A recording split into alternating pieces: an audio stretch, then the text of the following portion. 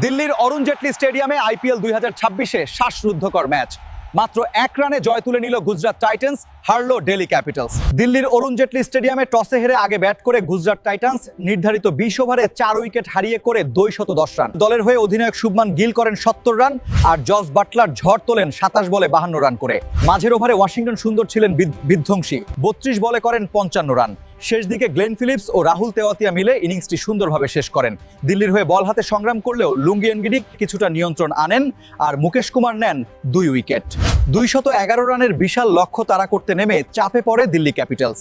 KL Rahul খেলেন অসাধারণ 92 রানের ইনিংস, সঙ্গে ডেভিড মিলারের 41 রানের ক্যামিও ম্যাচ জমিয়ে তোলে। তবে ম্যাচের টার্নিং পয়েন্ট রাশিদ খান।